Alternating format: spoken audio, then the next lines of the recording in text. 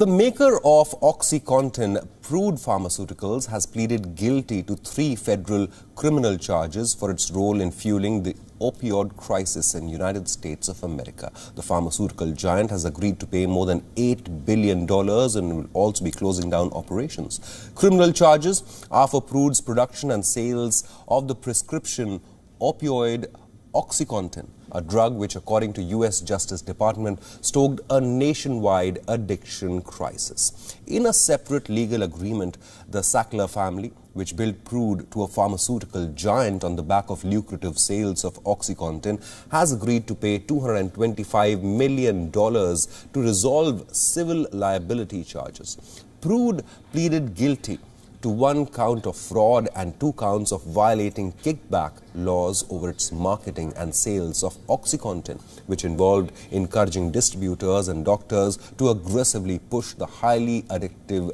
drug to the consumers. The global settlement announced today involves the company pleading guilty to 3 felony counts for defrauding the United States and violating the anti-kickback statute from 2009 to 2017. In addition to the company having agreed to plead guilty to these 3 felony counts, the company has agreed to a $3.544 billion criminal fine and a $2 billion criminal forfeiture amount. Further, on top of those, to resolve its civil liability, Purdue Pharma has agreed to $2.8 billion in damages to the United States. Opioids are a class of drugs naturally found in the opium poppy plant, and they mostly help in relieving pain. Opioids can be prescription medications often referred to as painkillers, or they can be so-called street drugs such as heroin. Many prescription opioids are used to treat moderate to severe pain, but the side effects can include slowing of breathing, constipation, nausea, and even death. Opioids are sometimes referred to as narcotics. Although they do relieve pain, they do not fall into the same category as over-the-counter painkillers such as aspirin and Tylenol.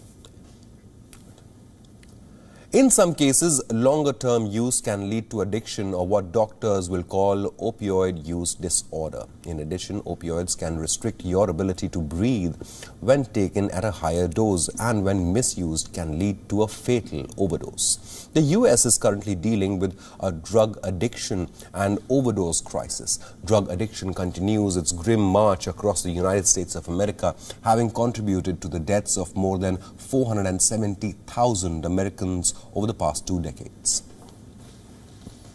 This isn't going to completely eradicate OxyContin from the world, but rather make sure that it's available for the people who benefit from it, and that's going to be more tightly monitored and regulated.